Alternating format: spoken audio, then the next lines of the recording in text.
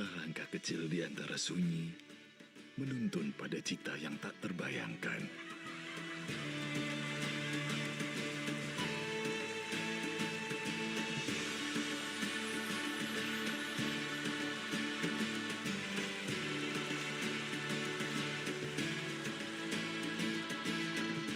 Dari sebuah cermin yang memantulkan mimpi dari seorang anak yang tumbuh dan mulai mencari jalan hidupnya.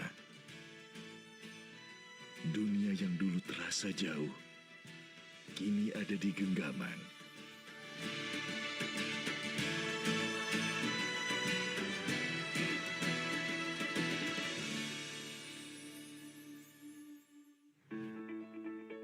Universitas Terbuka hadir membuka jalan bagi siapa saja, dari mana saja, untuk terus belajar dan berkembang. UT menawarkan fakultas dan jurusan yang beragam untuk menjangkau segala minat dan potensi.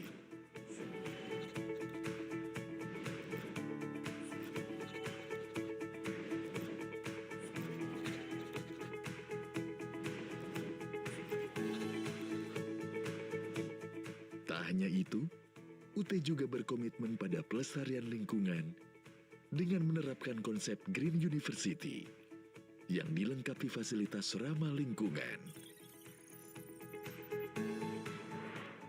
Ribuan mahasiswa tersebar di berbagai wilayah, dari Sabang sampai Merauke, bahkan hingga luar negeri. Ini membuktikan bahwa di UT, belajar bukan lagi soal tempat atau waktu, melainkan tentang kesempatan yang terbuka luas untuk semua orang. Di Universitas Terbuka, teknologi bukan sekedar alat, tapi jembatan yang menghubungkan mimpi dengan kenyataan. Berbagai inovasi pembelajaran dihadirkan, mulai dari tutorial berbasis AI, siaran radio, UT TV, hingga dunia virtual dan metaverse.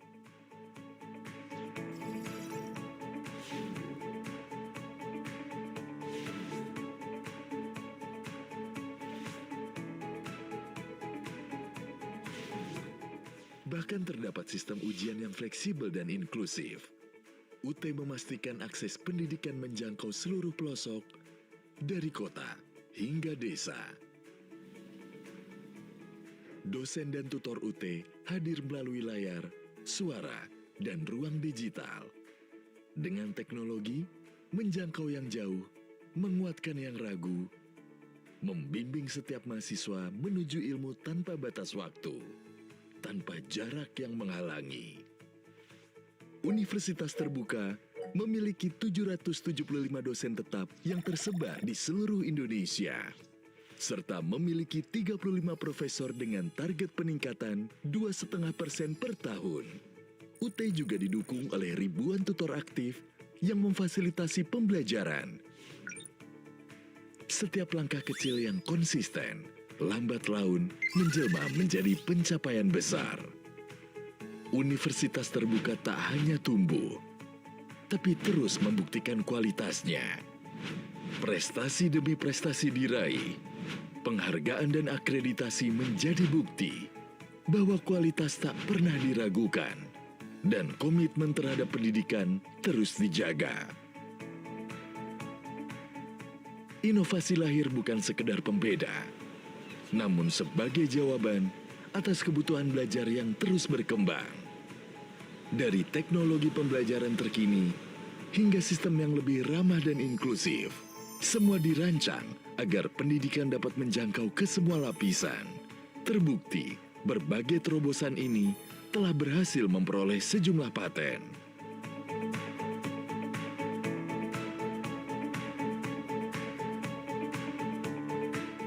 Pendidikan adalah kehidupan yang terus hidup.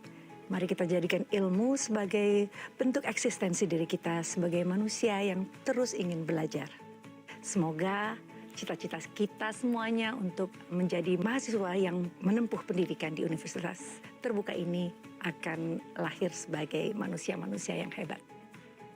Harapan saya buat mahasiswa UT jangan pernah kecil hati dan jangan pernah patah semangat, dan mudah-mudahan membuat kita komit untuk bisa menyelesaikan perkuliahan di UT. Semangat terus! Harapannya semoga Universitas Terbuka di era globalisasi ini dan juga di era digital tetap berkualitas dan tetap menjangkau yang tidak terjangkau. Pendidikan berkualitas di Indonesia terus merambah kemana-mana.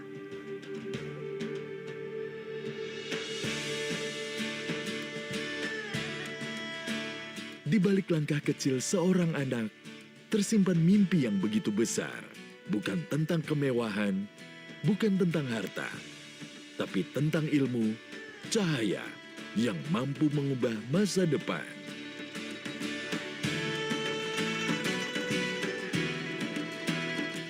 Terkadang ingatan membawa kita kembali ke awal, ke masa saat dunia adalah taman bermain yang luas dengan penuh rasa ingin tahu.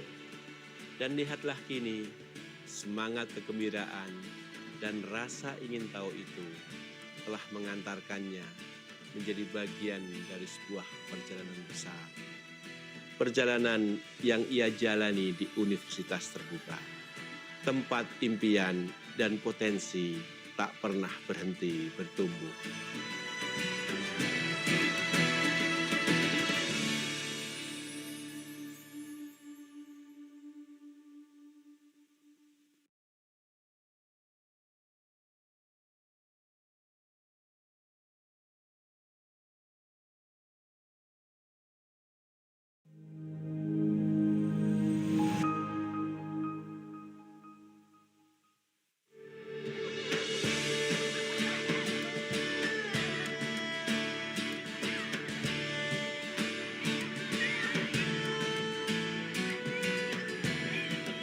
Dapatkah langkah kecil di antara sunyi menuntun pada cita yang tak terbayangkan?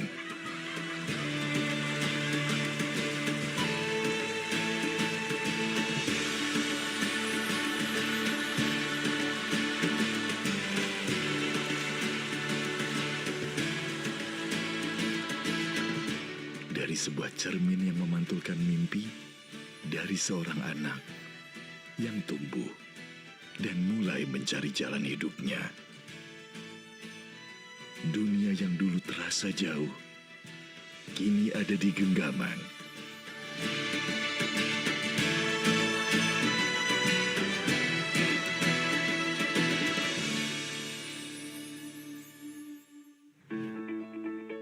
Universitas Terbuka hadir membuka jalan bagi siapa saja, dari mana saja, untuk terus belajar dan berkembang. UT menawarkan fakultas dan jurusan yang beragam untuk menjangkau segala minat dan potensi.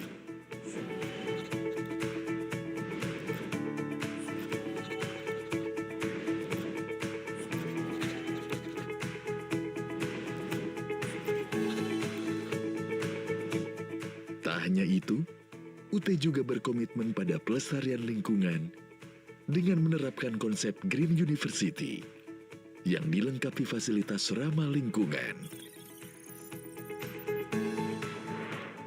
Ribuan mahasiswa tersebar di berbagai wilayah, dari Sabang sampai Merauke, bahkan hingga luar negeri. Ini membuktikan bahwa di UT, belajar bukan lagi soal tempat atau waktu, melainkan tentang kesempatan yang terbuka luas untuk semua orang. Di Universitas Terbuka, teknologi bukan sekedar alat, tapi jembatan yang menghubungkan mimpi dengan kenyataan. Berbagai inovasi pembelajaran dihadirkan, mulai dari tutorial berbasis AI, siaran radio, UT TV, hingga dunia virtual dan metaverse.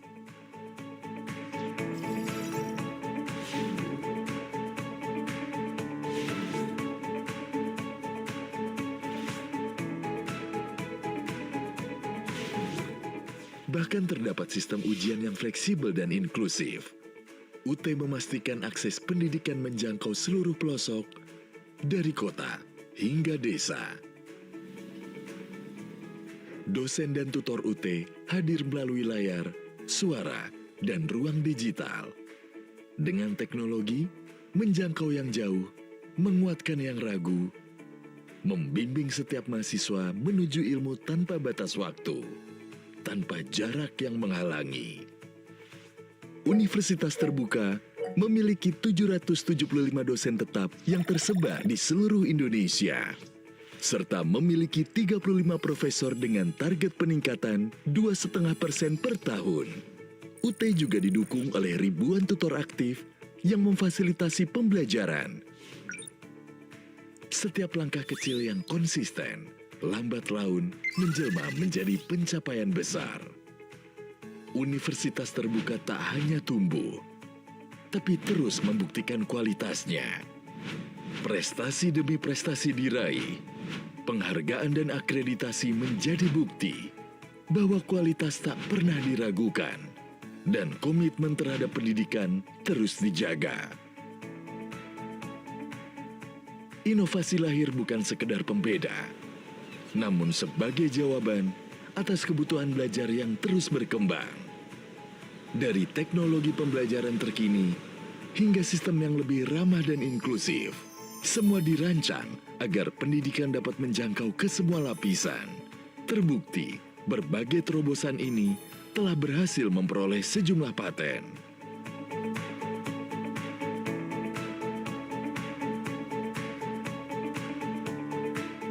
Pendidikan adalah kehidupan yang terus hidup. Mari kita jadikan ilmu sebagai bentuk eksistensi diri kita sebagai manusia yang terus ingin belajar. Semoga cita-cita kita semuanya untuk menjadi mahasiswa yang menempuh pendidikan di Universitas Terbuka ini akan lahir sebagai manusia-manusia yang hebat. Harapan saya buat mahasiswa UT jangan pernah kecil hati dan jangan pernah patah semangat, dan mudah-mudahan membuat kita komit untuk bisa menyelesaikan perkuliahan di UT. Semangat terus! Harapannya semoga Universitas Terbuka di era globalisasi ini dan juga di era digital tetap berkualitas dan tetap menjangkau yang tidak terjangkau. Pendidikan berkualitas di Indonesia terus merambah kemana-mana.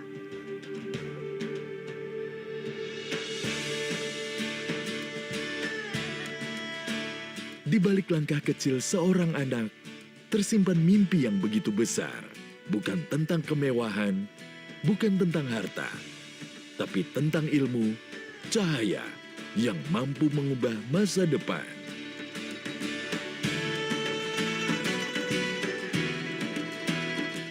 Terkadang ingatan membawa kita kembali ke awal, ke masa saat dunia adalah taman bermain yang luas dengan penuh rasa ingin tahu.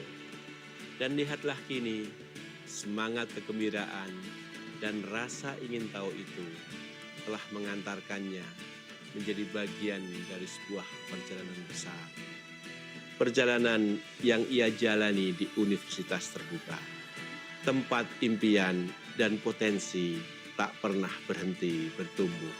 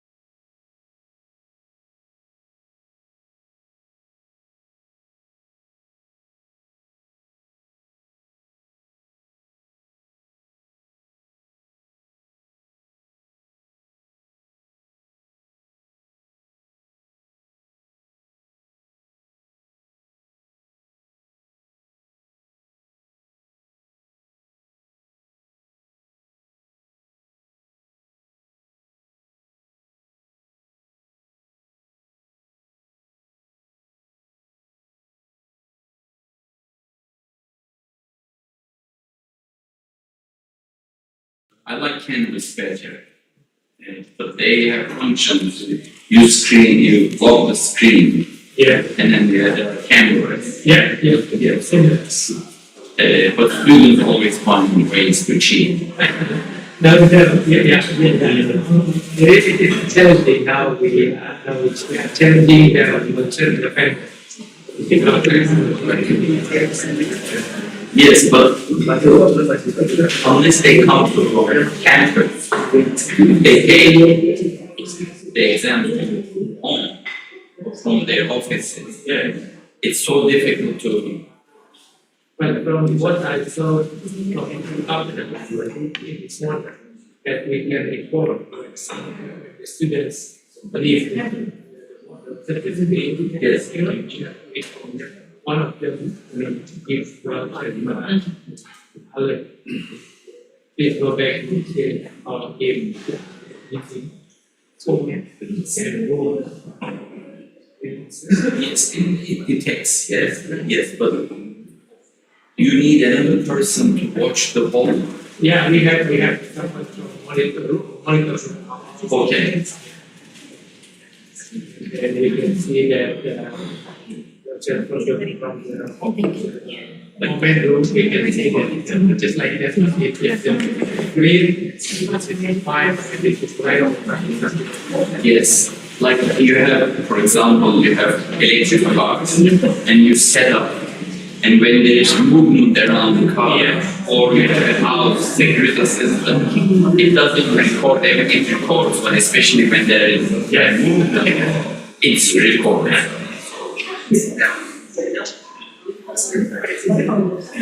Also testing is, are we testing their knowledge or their ability?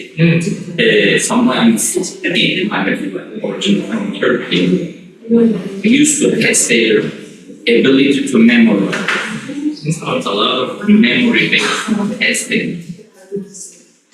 So, yes, I can.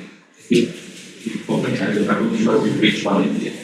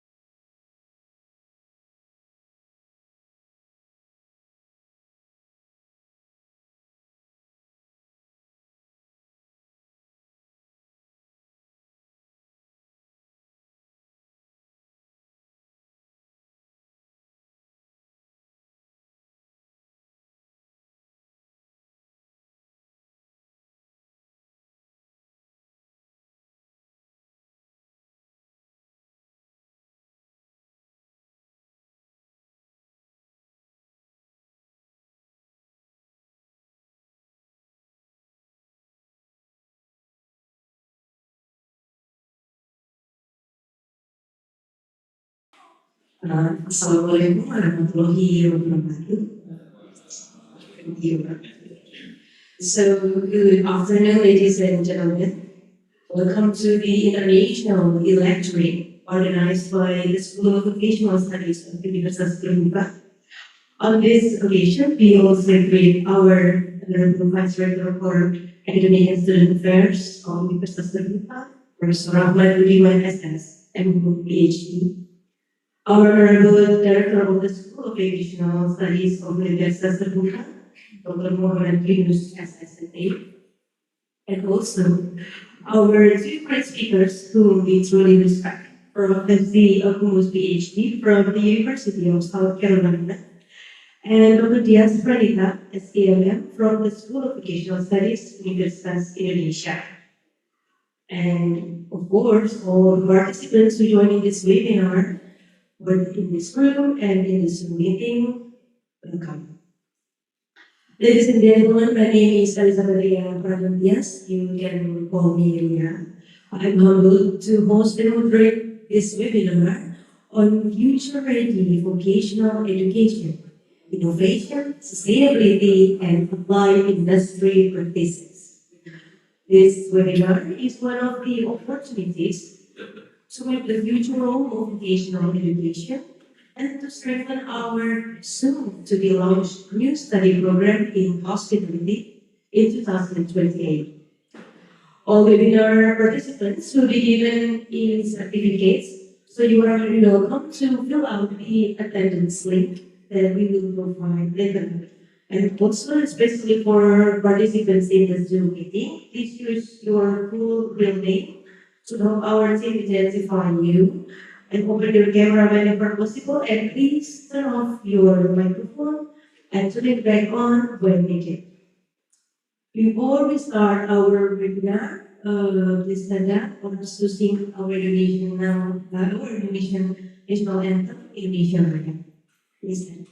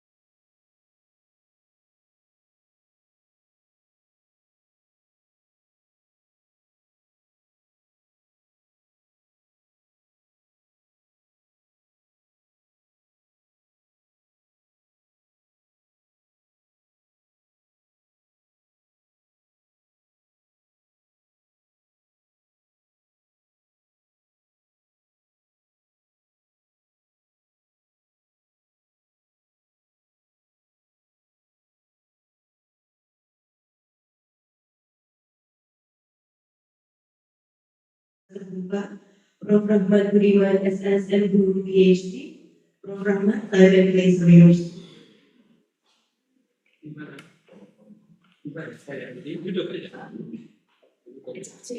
Ya, yang ini.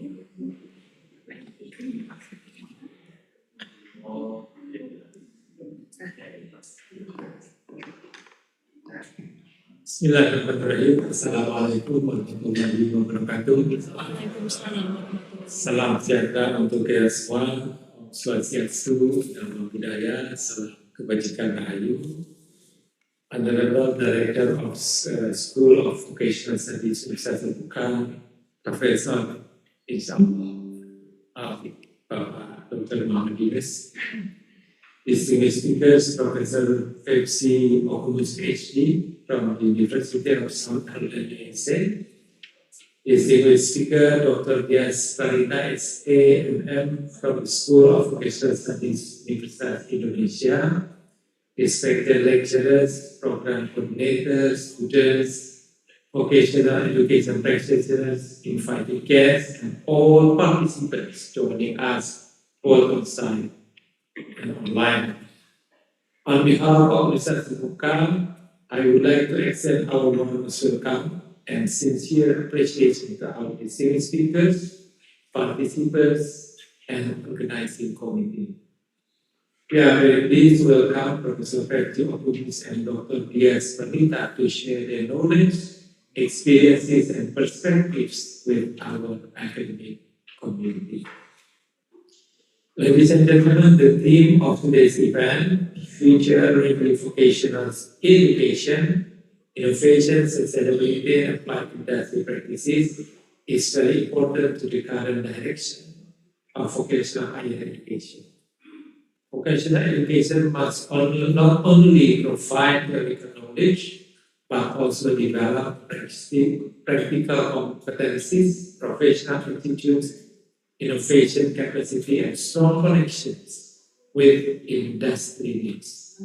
For Universitas Terbuka, this agenda is particularly important as we continue to strengthen the role of the School of Vocational Studies in expanding access to quality vocational higher education. As an open and decent higher education institution, Universitas Terbuka has strategic opportunity to develop vocational programs that are flexible, inclusive, technology supported, and relevant to the changing needs of the workplace. In many occasions, I always say that this is our time to convince and ensure everybody, particularly in Indonesia, that vocational studies can be delivered through this mode. This international lecturing is also closely related to our effort to strengthen the preparation and development of study program within School of Vocational Studies. The insights shared in this forum are expected to support curriculum enrichment, applied learning design, industry-based practices, international exposure, and the development of future-oriented. So for the lecturers from the vocational study, I am expecting that you learn from our expert, because at the moment we are redesigning, revisiting, and restructuring the curriculum. One important area that deserves our attention is the development of vocational programs related to the service industry, including hospitality, tourism, and other applied professional fields. The hospitality sector, in particular, provides valuable lessons for vocational education because it emphasizes practical skills, service excellence, communication, customer experience, leadership, innovation, sustainability, and global standard. In this context, the presence of Professor Fevzi Okumus, with his extensive expertise in hospitality and tourism management, strategic innovation, sustainability, and global engagement, is very meaningful for us. His perspective can enrich our understanding of how vocational education can be aligned with international industry practices and future workplace demand. At the same time, the contribution of Dr. Diaz Pranita is also highly valuable, especially in providing insights into the development of vocational higher education in Indonesia. Her experience will help us reflect on how Indonesian vocational institutions can strengthen applied skill, industry collaboration, digital literacy, and global readiness. Through this forum, we hope to build stronger bridge between academic planning, study program development, industry practices, and global perspective.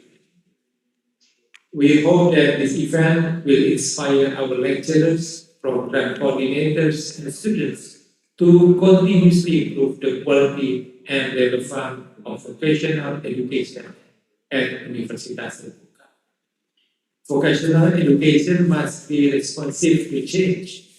It must prepare graduates who are not only ready to work, but also ready to learn, adapt, innovate, and contribute meaningfully to the society and industry.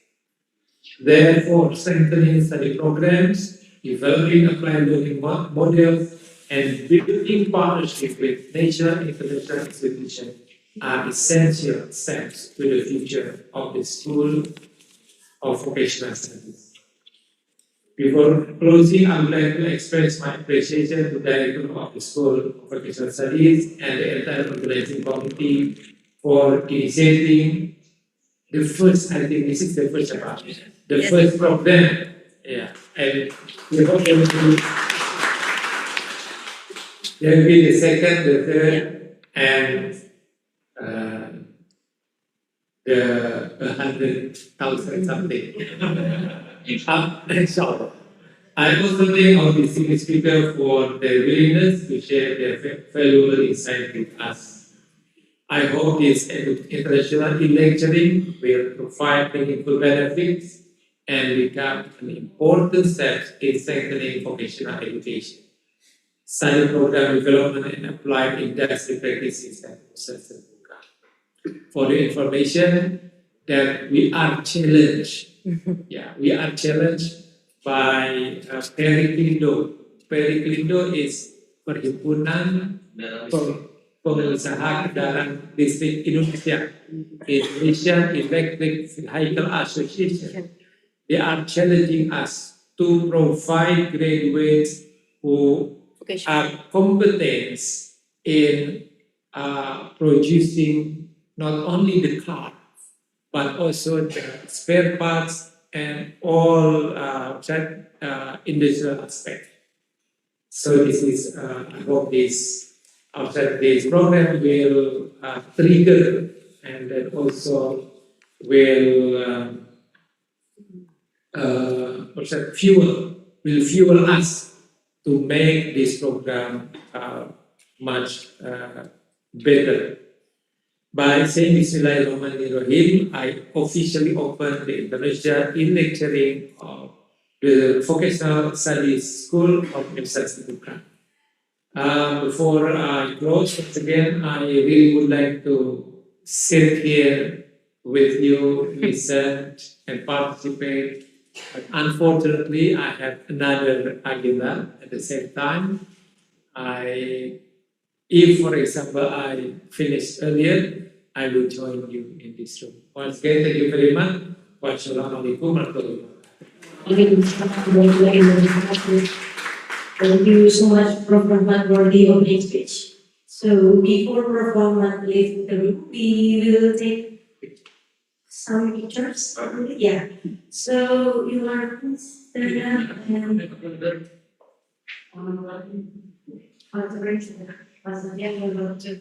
arrange us.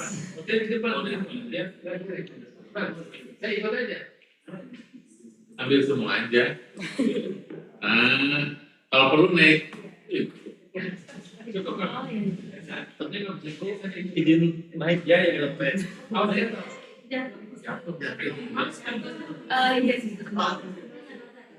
oh ini bisa dapat. Ah iya.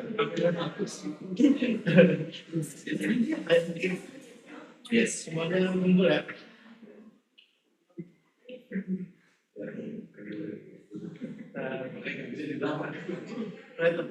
Satu, dua, tiga, satu, dua, tiga, satu, dua, tiga. Sekali lagi gaya T. Okay.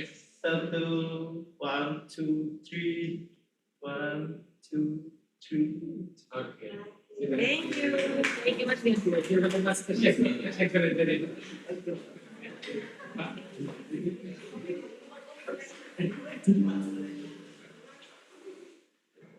Thank you so much, Prof. Rahman, for the opening speech.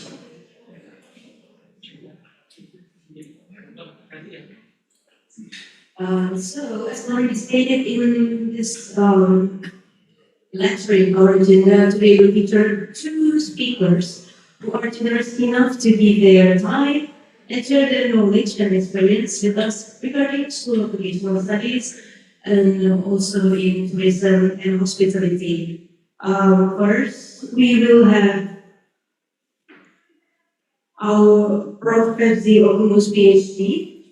Prof. Fevzi Okumus is a leading scholar in hospitality and tourism management, which currently serves at the University of South Carolina, right? He has published more than 350 academic papers and is recognized as one of the world's top 2% scientists with Western University. He also serves as editor-in-chief of several internationally recognized hospitality and tourism journals. Astonishing, his expertise includes strategic management, hospitality, tourism, sustainability, and artificial intelligence applications in the hospitality industry. So without any further ado, please welcome our outstanding speaker today, Prof. Fevzi Okumus, and his members.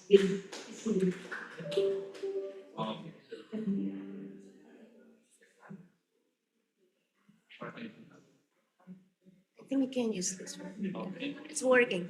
Yes. Right. Yes. Do I need to sit down or can I just stand?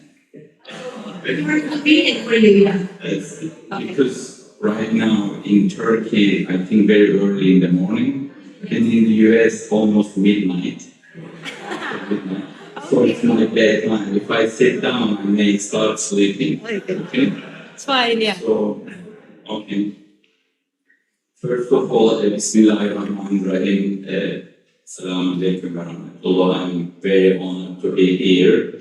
Director Dr. Muhammad Yunus and Dr. Diaz and professors.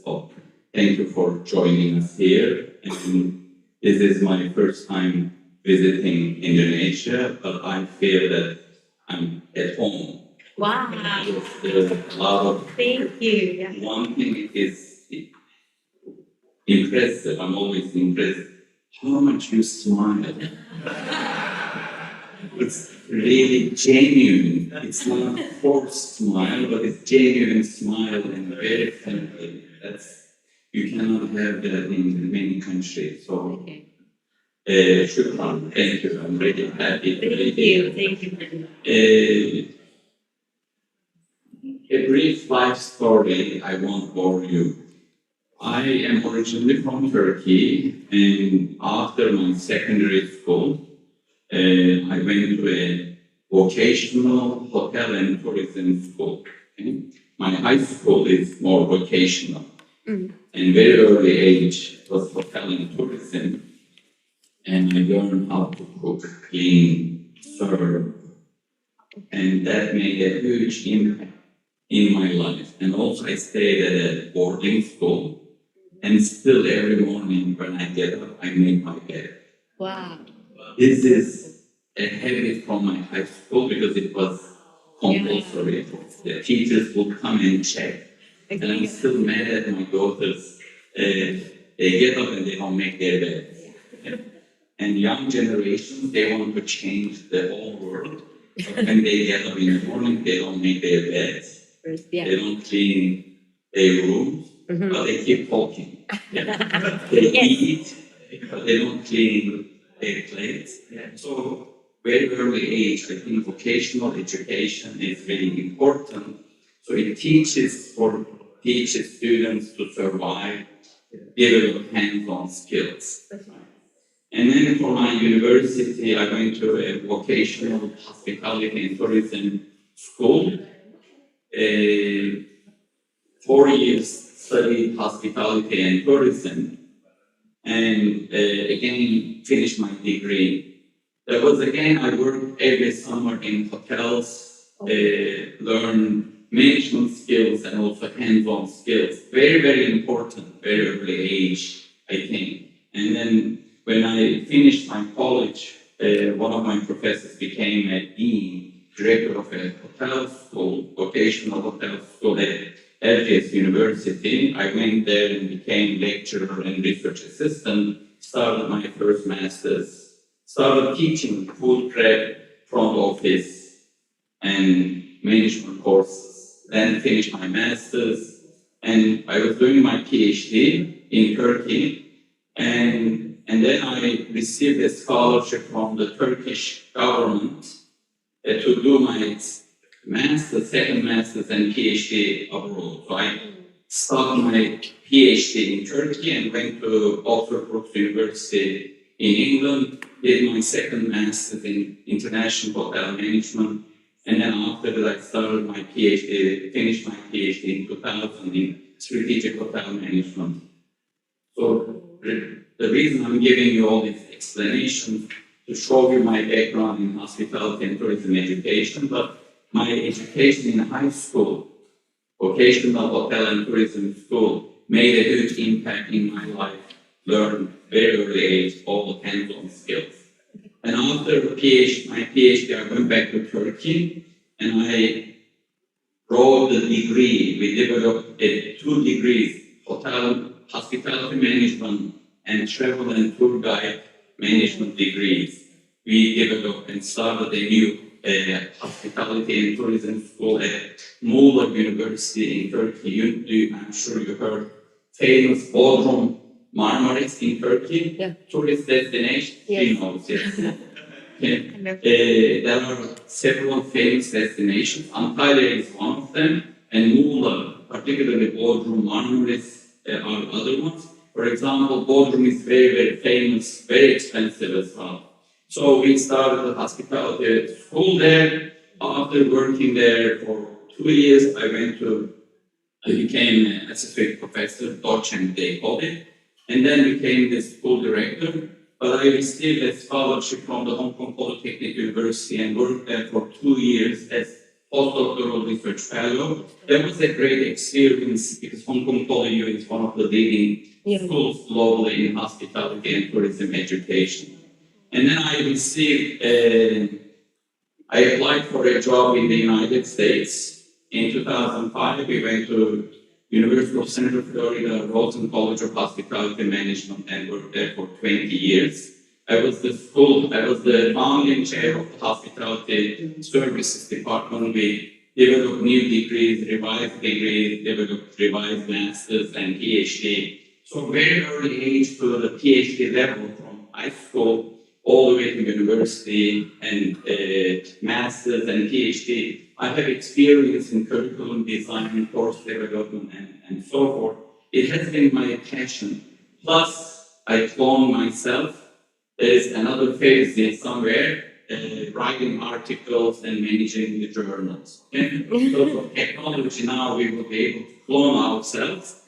Yes, one will do all other jobs, and one I'm traveling now. So that's Okay, it's good for you. For the last 1 year, I'm the director of Global Strategy and Strategic Engagement at the College of Hospitality, Retail and Sport Management. And I'm now currently the director of the School of hospitality and tourism management, I will officially start in July. It has been announced. In July 1st, I will start officially. During the past 1 year, we revised our curriculum. We had 2 degrees, hospitality 1, tourism management 1, and then we decided to combine. The living curriculum, and then we had developed 7, 8 concentrations from club management to event management and business analytics, information technology. I tell you, curriculum revision is fun, but revising curriculum with professors is painful because they are very territorial and they don't want to change their curriculum. They don't want to touch their courses. They know everything. A lot of egos as well. Yes.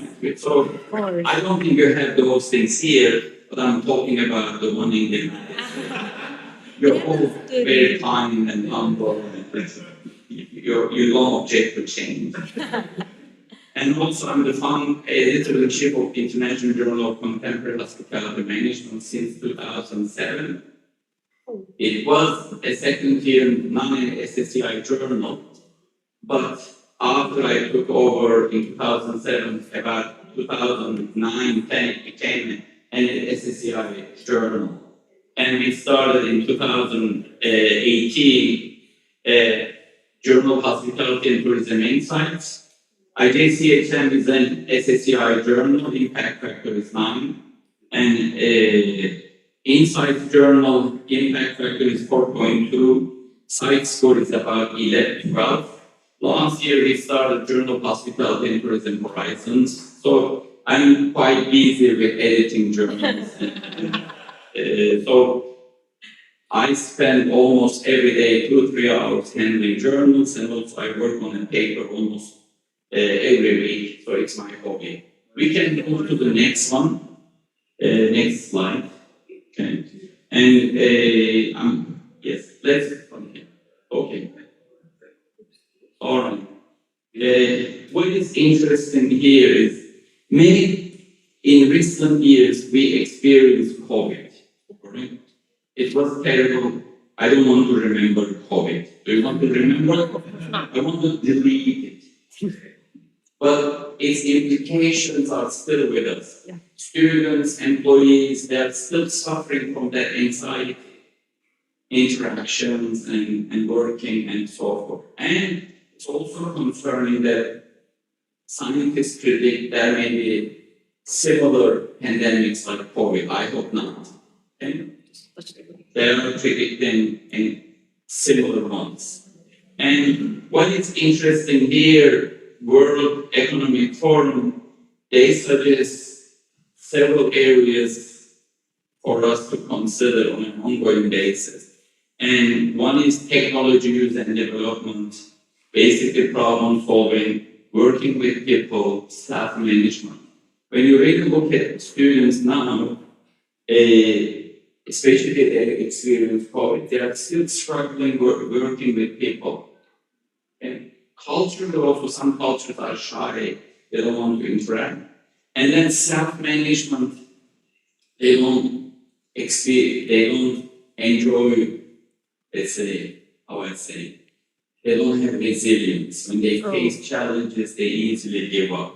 Okay? They don't know how to manage finances. And because of social media, they all want to be liked. When they post something, they want everyone to post, like their post and everything. So self-management is really, really important. And also analytical thinking, critical thinking, creativity, reasoning, these are important skills for all of us. And you don't get these skills when you're born. Life teaches you. You have to have education, but also experience things. And then basically technology is impacting us a lot. Everything is now technology. I think maybe in 5-10 years time, we will have chips in our brains. They will make decisions and everything. I'm really worried because we rely on AI a lot and ask everything AI, and then we don't use our brains. Maybe it's me. I'm sure you're very smart. Okay? So basically, what is happening is we need to continue investing in workforce development, economic competitiveness. When you look at countries they are competitive, sometimes like Japan is a great example.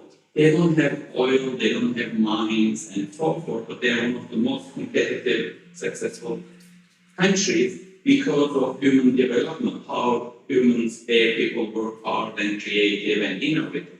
So investment. And sustainable development, we are experiencing global economy, sustainability is key, and social mobility, immigrants and so forth, even us.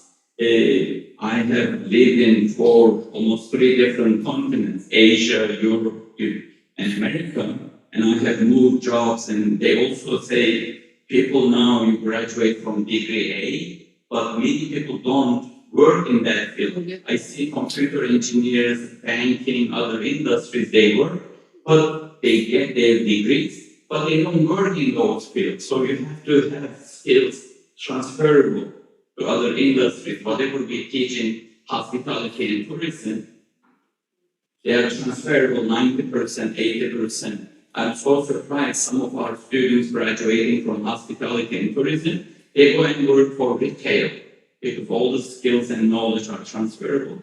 Some students graduate from hospitality and tourism event management, they go and work for funeral homes. Okay? So because skills and knowledge are very transferable. Let's move to the next one, please. I don't know how much time I have. Professors love talking. Okay. Yes, and then based on research, next one, please. Yes. 85 million jobs may be displaced by automation. And they even predict that I can handle that if that's okay. They also predict that university professors may lose their jobs because of AI, and doctors may lose their jobs, and attorneys, lawyers may lose their jobs.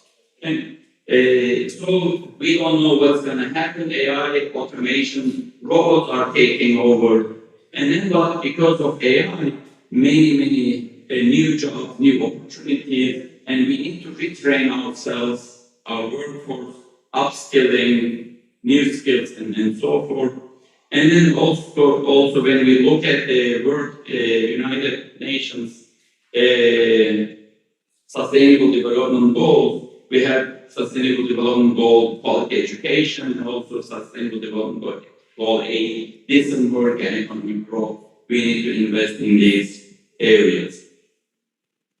Okay, I think by the end, yes, we all know these United Nations Sustainable Development Goals. When you really look at it, everything is related to education and skills. When you really look at all these goals, the more education you have, the better you can solve most of these issues, from poverty to hunger to health and quality education, gender equality. So it's all about education and vocational education, right? And I have seen many students studying degrees. They have a degree, spend 4 years, spend so much money, but when they graduate, they don't get jobs. It's very difficult. But vocational education is the key. High school level and university level is the key in many countries, right? So my niece studied archaeology. I have nothing against archaeology. It's a great field, great discipline. Before she studied, I told her, listen, it's wonderful, it's a great field, but when you finish, you will not get a job very easily. She said, oh, your uncle, she will get a job. She said she will get a job. And guess what? 5 years later, she graduated, she couldn't get a job, right? And I told her to study tourism, she didn't listen. And now she's not working in archaeology, she's working somewhere else, but not happy. So sometimes kids need to listen to them. They also need to think about their future. Right? It's not what you like, you have to be very strategic. I tell my daughters and my students. So moving forward, Global forces transforming vocational education. Yes, AI and automation, AI has changed many things. It makes our lives much easier, but also, and information is easily accessible, but also it may replace many positions, many jobs. It's really scary. And I'm 58, I may work another maybe 7 to 10 years. And after that I can retire. But when I see young people, I'm really concerned. Some people predict that work will be optional. Oh. AI will replace many people, machines will replace many jobs, and governments will offer maybe national income, universal income, or some type of income. But if AI companies own many things, and they may not offer any income as well, right? There are some concerns about ethical use of AI. Sustainability and green economy, in some countries they don't talk about these things, but I'm glad in Indonesia you pay close attention, in Europe they pay close attention, but it's real. I see global warming and environmental protection and local communities and culture is very important. Digital transformation very much related to sustainability and AI and automation. And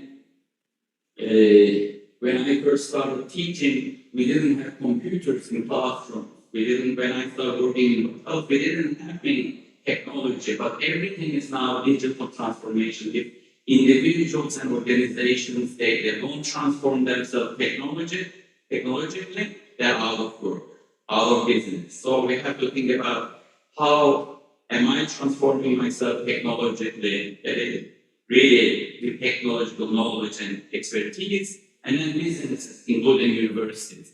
Lifelong learning, and they say you graduate from a degree, but 3 years later all your knowledge is obsolete. And it's not relevant anymore. You keep learning, you need to learn new skills and knowledge. This is really, really key for all of us as well. So ongoing learning, ongoing certificates, and here we have micro-credentials. Short-term, maybe 3-4 hours training, and then you learn something, a new skill, a new competency. Rather than taking degrees, new generations, now they are focusing on more and more micro-credentials, hands-on skills, right? And emerging innovations, again, AI-powered learning, VR, AR simulations, smart factories, digital twins, gamifications. Young generations, they love these games. Even teaching is a game. Okay? So, and then with VR and AR, you can create a real-life environment with all these technologies, with tools and technologies. You can replicate real situations, all these scenarios and everything.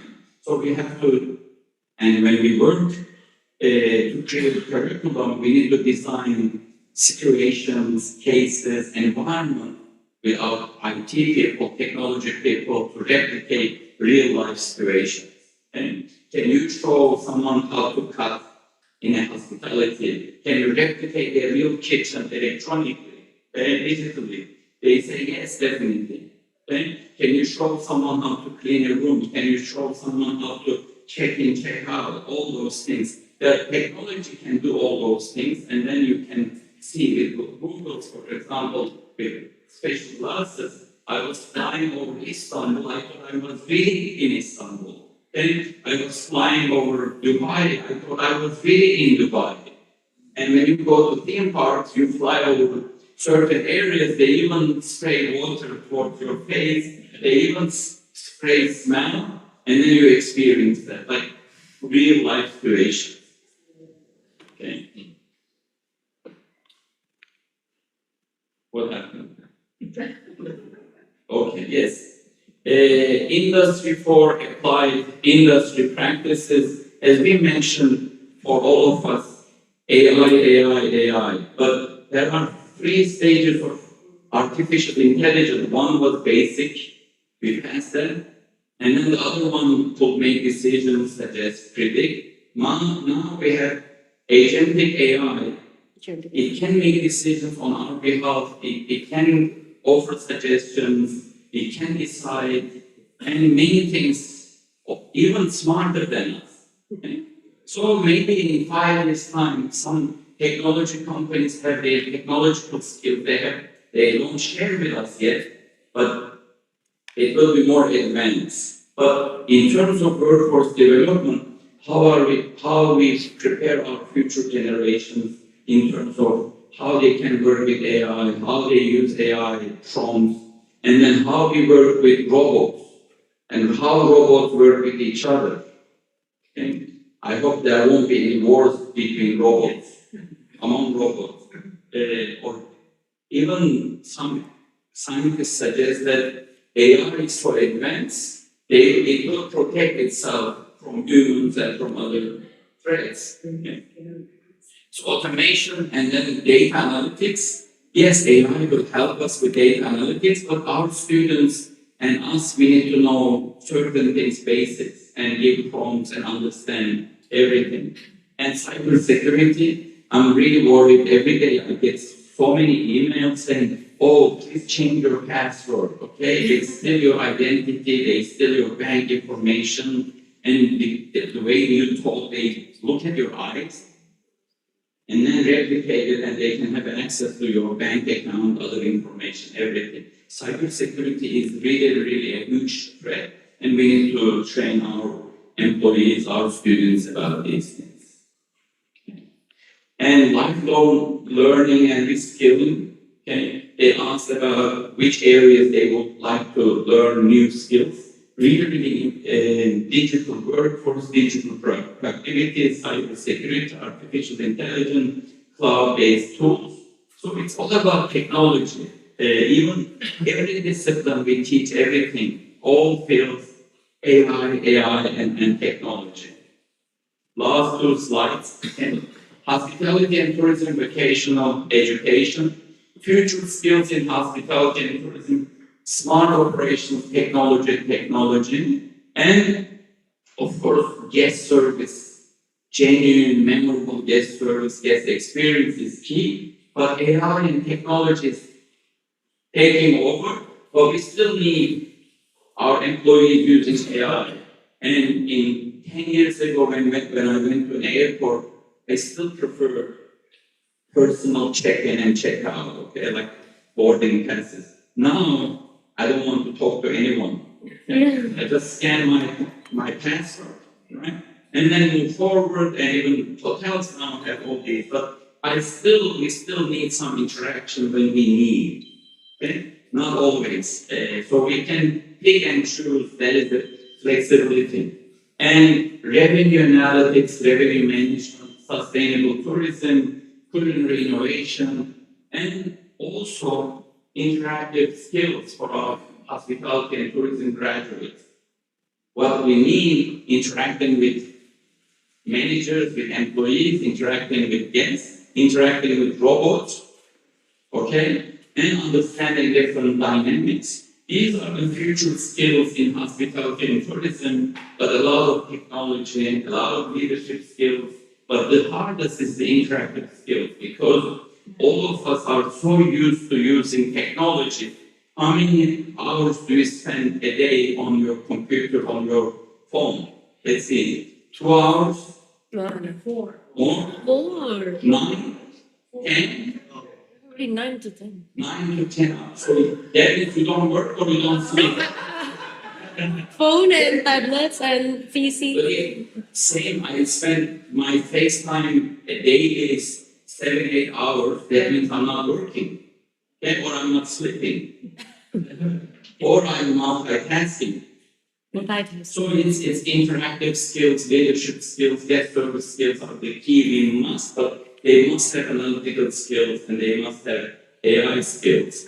So moving forward, ladies and gentlemen, we are right now uncharted territories. We universities train students, and then they come out, they don't have the skills and knowledge to work. So that's why vocational education is important. Technology is changing and changing and changing, and we need to retrain, upskill all our current employees. And then funding is a problem, not in one country, in every country. Wherever I work at universities, they always say, sorry, we don't have funding. Okay? Rector's office or dean's office, director's office, when you go, I need this, sorry, we don't have funding. That's universal. I'm sure he has a lot of funding. He's a nice person, he's smiling. Yes, but that's a traditional trend in almost in every country. And then another problem is, we teach hospitality and tourism. Sometimes professors and schools don't work, cooperate, partner with industry, right? And then they teach banking, they don't work with banks. They teach retail, they don't work with retail. So now future education has to be hand in hand, partnering with your industry partners, right? Even you need one professor from the industry, and you have to have strong internship programs and use of technology really key. And negative societal perceptions. When I said years ago, I said I was going to study hospitality and tourism. They told me, oh, you will become a server or a chef. And one person said, oh, you cannot get married because girls will not marry you. Your job is not glamorous. Okay? Because it's not engineering, it's not a medical doctor, you will become only a server. So we have all these perceptions, societal perceptions. Okay? But in the hospitality and tourism industry, I've seen many doctors working and many engineers working. I studied and I know some hotel GMs make $200,000, $300,000, $400,000 a year. Okay? And when you work in a good hotel, restaurant, you become a manager fast and you make double 6 figures in US, they say you make good money. So we cannot change these perceptions. Future directions, education should be all about AI technology enhanced. Without technology, no education anymore. And it has to be personalized. Many degrees are very standard, but we need to offer degree programs, education. Students should be able to pick, even if it's studying hospitality and tourism, retail, banking, whichever, they should be able to take courses from other disciplines and maybe micro-credentials, like personalized. Even in terms of personalization, online education offers this. And students, young generations in a classroom, you are listening to me now, thank you. If we had more Gen Z here or Gen Alpha, their phone and don't read anything, their attention span is 8 seconds maximum. And you have to find a way so you have to interact. Maybe they will be watching a movie, talking to their friends, and they will listen to you and so forth. You have to personalize their education. And then we need to teach sustainability. But young generations, they require sustainability, but they don't want to pay for sustainability. If you ask them, will you stay in a sustainable hotel, sustainable restaurant, or will you eat? They say yes, but you could pay extra $10 extra for the hotel. They say no, the hotel should provide it. So their preference is different. They don't want to pay it. And industry connected, it has to be hands-on. We have to work with the industry in all fields, right? And it has to have transferable skills. And lifelong and flexible education. And even they graduate, even during their education, there has to be lifelong learning and then flexible. I also tell my students, whatever you're studying, learn some hands-on skills. For example, in the United States, plumbers, electricians, car mechanics, they make more handymen, they make more money than many professions. Okay? Because their labor is so expensive. If you can't do certain things at home, plumbing and other things, you will suffer. So I'm telling my students, develop some skills, hands-on skills as a plumber, as an electrician, as a handyman, all those things. So lifelong learning and flexibility. And then also we need to teach our, I think I'm scared. Interpersonal skills and cross-cultural knowledge are really, really key for our future generations. Okay? I stop here and I would be happy to answer questions and listen to your comments. And thank you.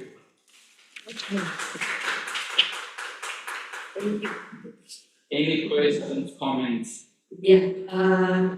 Yes. We will start the question and answer first for Fevzi, Okumus PhD session. But probably I will make a brief explanation regarding what Fevzi delivered us. So he said that vocational education teaches and develops hands-on skills that are very vital in our daily life. And also, vocational education is the key to get the job once created, right? And also, he strongly asked us to have a strong internship program. It's one of the methodology to make the vocational education is important, and also working closely with industry is mandatory. We are welcome any questions if you want to ask. I'm impressed you listen to me very carefully. No, because your presentation is very wonderful and it opens some my knowledge too. So, yeah.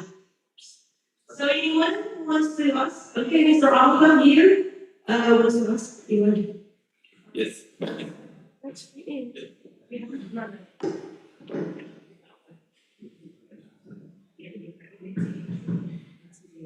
Good afternoon, everybody. Good afternoon. Good afternoon, Prof. Even, yes. Good day. Even is good afternoon in Turkey. I am Arnaf, the lecturer of digital business coding in vocational school. Yes.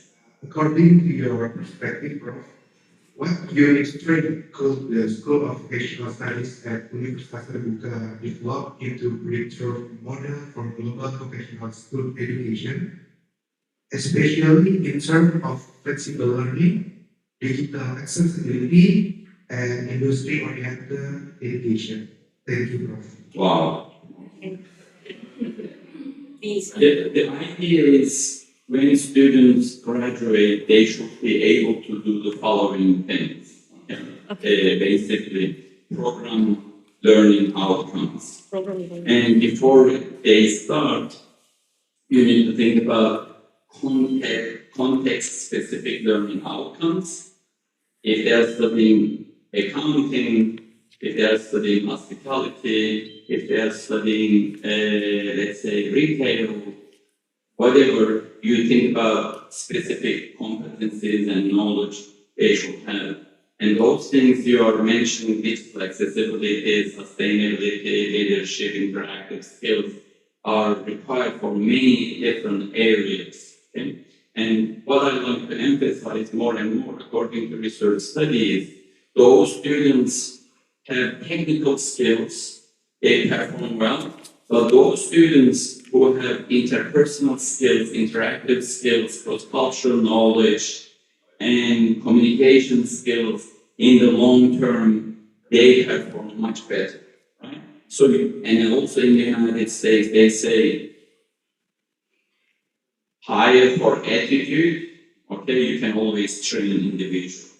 So attitude, professionalism, interactive skills are key. That's why when you have your students, develop them, train them, prepare them, and talk about professionalism, accountability, teach them being accountable, professional, and have positive attitudes.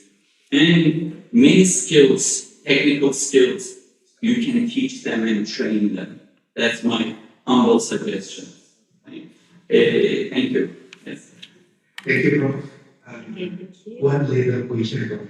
Okay. UT is a digital, it's online course learning. Yes. So how can we make good attitude from online learning, Prof? Thank you. It's alignment. You start, let's say you're teaching course A, it has 5 learning outcomes for the whole course, okay? And it has to have, Bloom's taxonomy. Yeah. Basically, starting from knowledge, apply, evaluate, synthesize, from low-level learning to high-level learnings, and then you match what high-level learnings students will have in each course and how you can deliver that online, okay? And you can do it, you can have short lectures, interactive lectures, online discussions, hands-on experience, and projects with AI. Multiple choice questions, if you ask, they will 100% cheat unless you proctor them very carefully. And we should not hardly use multiple choice questions anymore. Online discussions are good, but if they ask AI platforms will provide such online discussions as well. But what you can do, you say, use AI, what AI provides, and how you improve, revise, what changes you make. And then also through online teaching, you have to have some hands-on activities they should really do. And projects they are working on, you match how they are achieving the learning outcomes, higher levels, evaluating and synthesizing and developing. Right? You have to think like how we develop our students so they will have the competencies.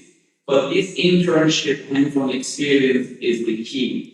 And in many countries, we force our students to memorize things. I think those days passed.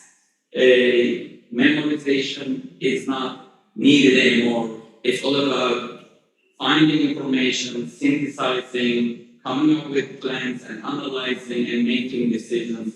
These are the things.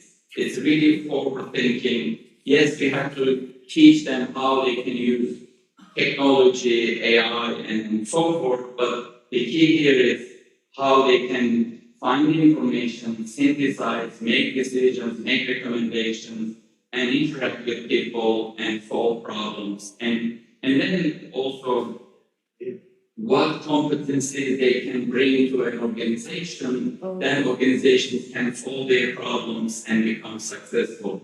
We tell our students what is unique about you, what is your competitive advantage, or why organizations should hire you, and why organizations should keep you. And if everyone, let's say here, I'm the only one who can speak English, yes, no, who can speak Turkish. I'm the only one. But speaking Turkish here is not an advantage. We don't need speaking Turkish. But if I'm the one who is the best in AI use, developing coding, and so forth, it is my advantage. I say to my students, come develop skills and competencies, right? So you don't need to look for a job. Company will try to keep you here, right? If you have the same skills and knowledge as others, and your attitude is negative, you will not progress much.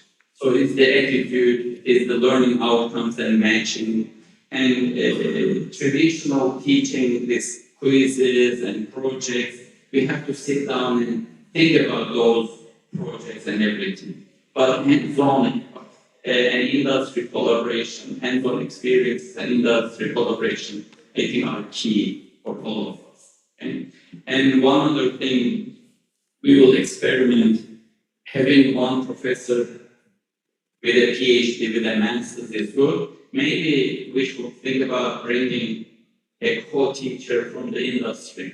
Oh, yeah. With our master's program, we are planning to do that. Each course will be taught by 2 professors, one from academia and one with a PhD, and one from the industry. She has more than 10 years, 20 years, maybe with a master's degree, or the master's level, maybe PhD, because there are so many with PhD degrees working in the industry, and they are happy to give back as well. Right? And then tours, maybe in addition to internship programs, taking students Even if you're teaching online, let's say you have in Jakarta, you have this number of students, maybe in another city, you can organize those tours, right? And also technology, all those things you can record and create real life situation. Good questions, you make me think as well. I think I stop here because we have another speaker. Oh, you have one quick question? Please ask an easy question. I think it's easy for you. It's a follow-up question. Well, we are trying to open the hospitality program by December remote. So, from your experience, because we have to give students hands-on experience, and based on the advanced technology, AI, and so on,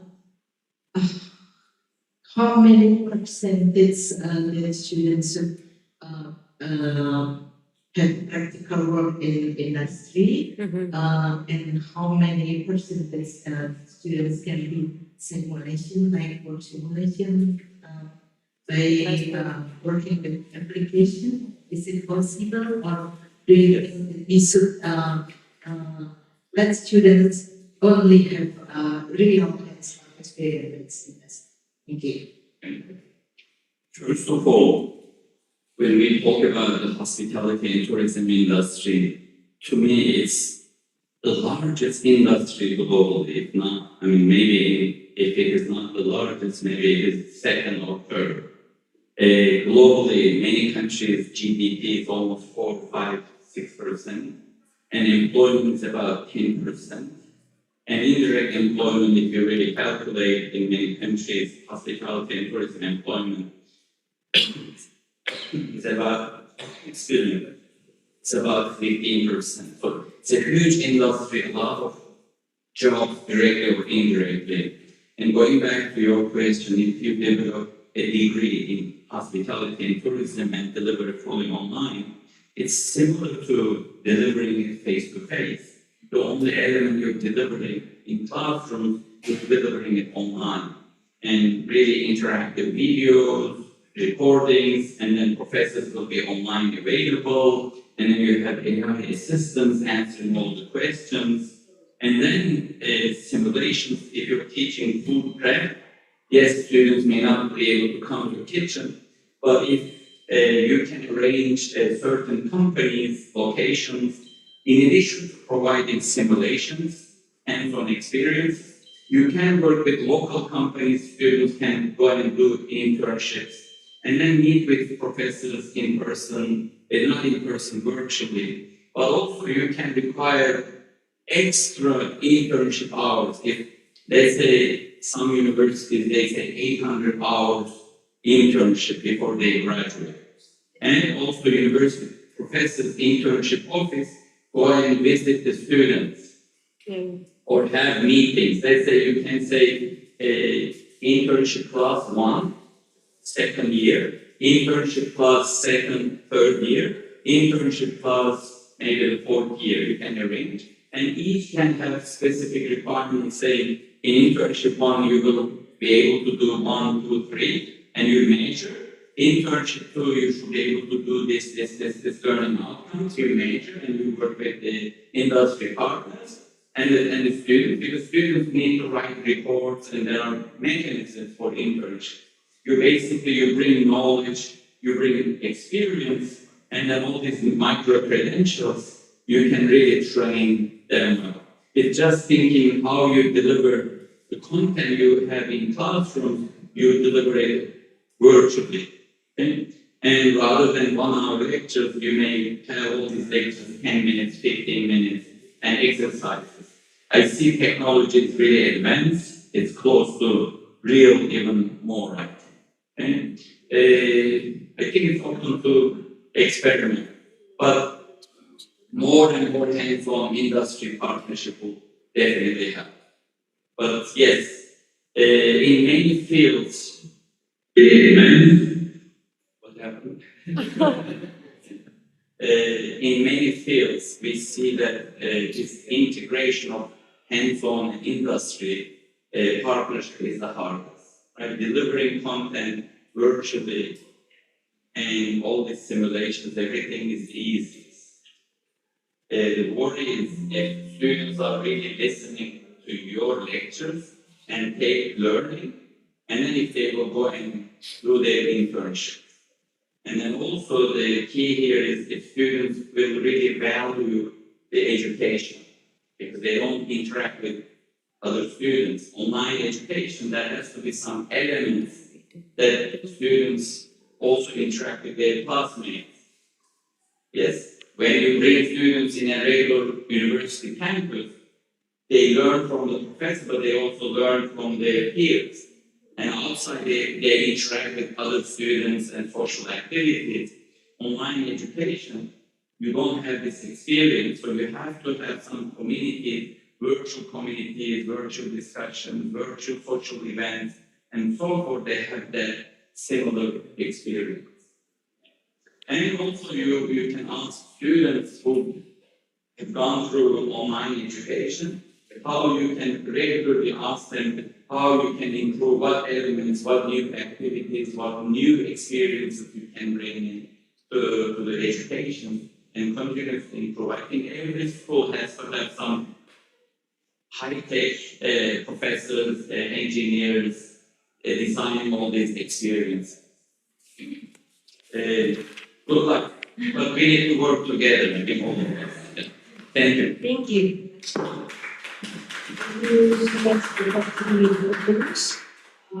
Okay, we still have another exceptional speaker.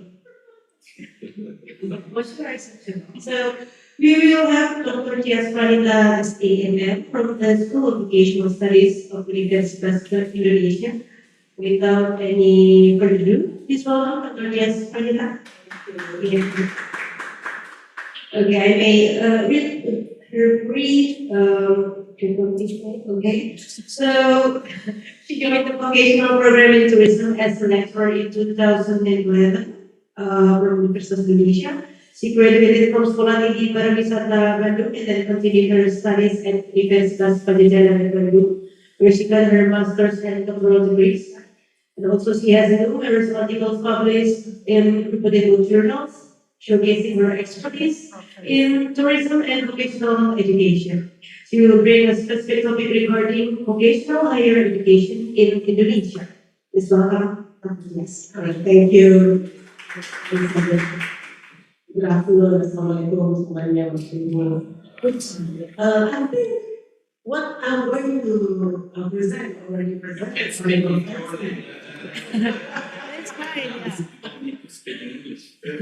So, do you want me to speak in English or do you want me to speak in Indonesian? In Indonesia. Well, it's fine, yeah.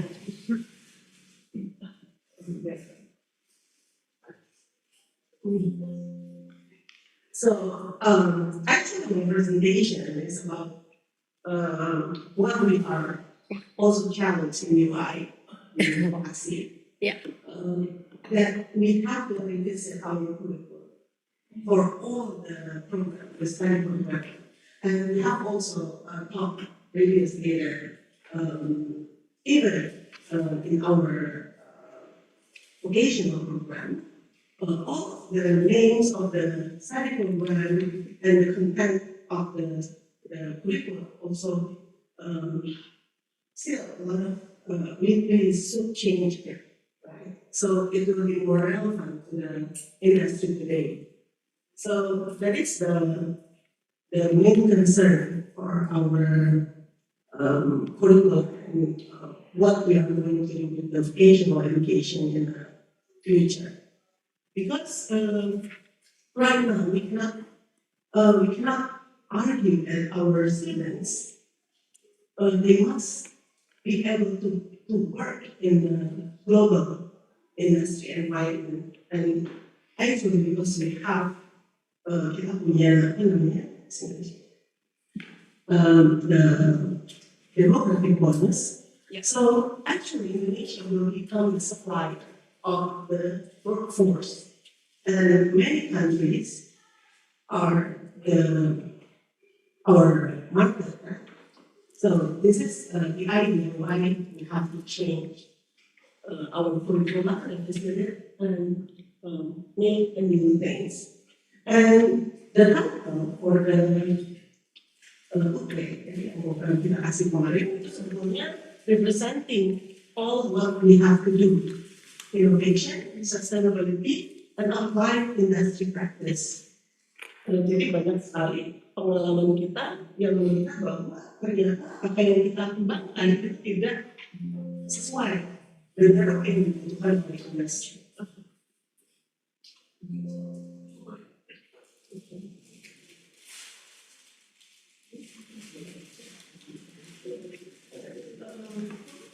These are things yang akhirnya saya bisa identifikasi gitu, bahwa ada banyak hal yang harus kita address. Jadi dari industri 4.0, kemudian AI, sustainability, kemudian perubahan demografi, kemudian skill disruption, automation, experience economy, kemudian juga ada gig economy saat ini. Jadi bagaimana semua itu pindah dari yang sifatnya sangat terstruktur, sangat formal, sekarang menjadi lebih tidak formal. Ya, jadi kadang-kadang kita bisa melihat misalnya anak-anak kita bisa menghasilkan uang banyak, padahal kalau ditanya mereka kerja di mana kita cuma nggak tahu, gitu kan? Jadi it is the gig economy. Actually they make a lot of money, tapi sebenarnya mereka juga stay at home, mungkin makan di kamarnya sendiri dan bisa supply buat banyak companies.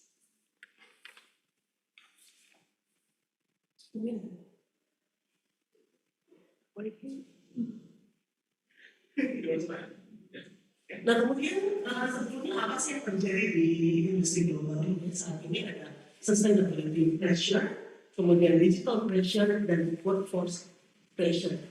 Nah, organization pressure itu maksudnya untuk sustainability pressure, sebetulnya kita sendiri di UI sudah berpikir bahwa kita harus arah green skills. Itu juga salah satu yang menjadi permintaan dari industri, dan kami juga kebetulan mulai bekerja sama dengan GIZ Jerman, jadi untuk mengidentifikasi green skills untuk semua program studi. Jadi intinya program studi yang kita punya itu harus bisa memenuhi kebutuhan untuk green skills.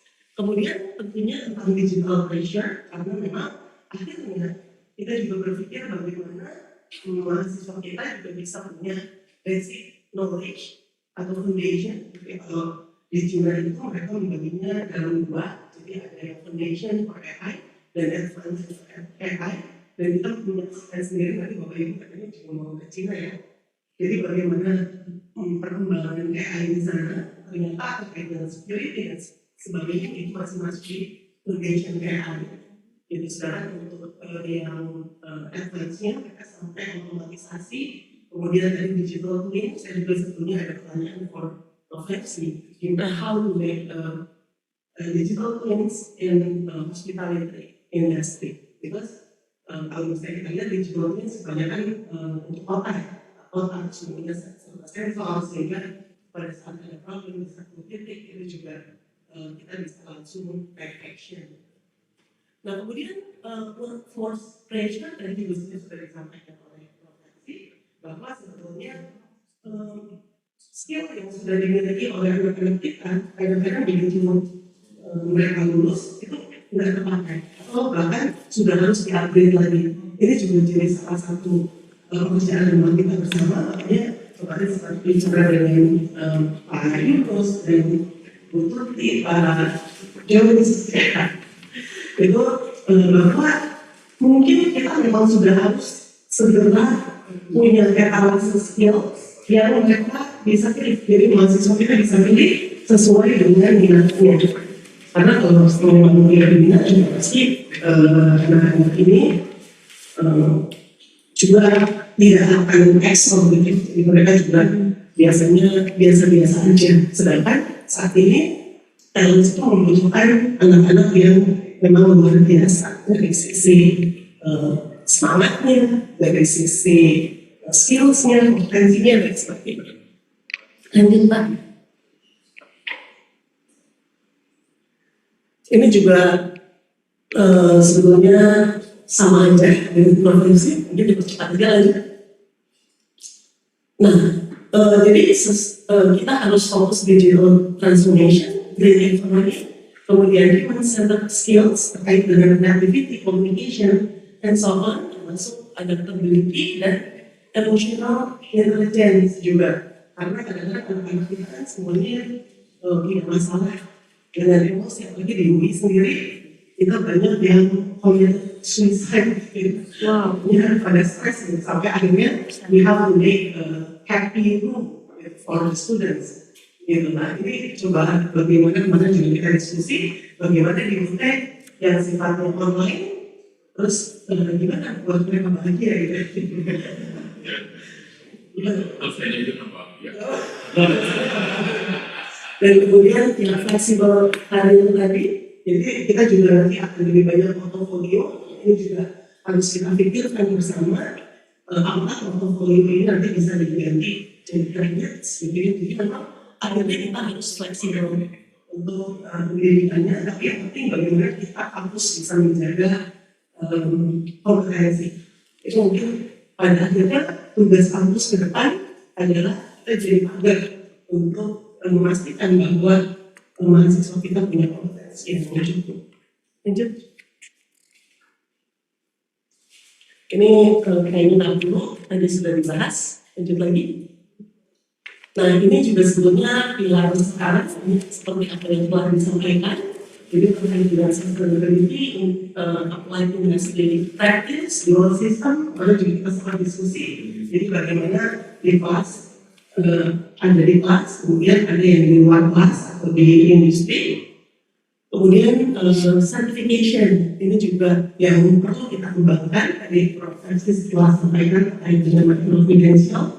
Kita tentu sebetulnya ingin membuat satu breakthrough bagaimana kita bisa jadi collecting certification, stakeholder certification yang bisa ditukar sama mahasiswa kita untuk menjadi satu degree. Lanjut. Dan yang pasti kembali lagi pada saat misalnya UT ingin membangun program untuk vokasi, karena tadi kita juga akan punya banyak jumlah tenaga kerja ke depan ya, yang produktif, maka memang syarat yang harus bisa kita penuhi adalah bagaimana memenuhi global standards, global qualification, sehingga akhirnya UT betul-betul bisa jadi pagar atau jembatan buat SDM kita untuk pengembangan yang memang acknowledge dari industri maupun kampus-kampus global. Jadi ini adalah salah satu peluang sebelum kita bisa mengundang bersama-sama lagi misalnya profesor atau industri yang lain supaya memang anak-anak kita bisa recognize. Lanjut, nah ini juga tadi sudah disampaikan seperti digital twins, virtual labs, AR dan VR, kemudian smart simulation, dan ini tadi terkait dengan AI assisted learning itu juga semakin penting, ya. Jadi memang kita harus bersahabat dengan teknologi, kita harus bersahabat juga dengan alam dan dengan sustainability. Ini bisa lanjut, Pak?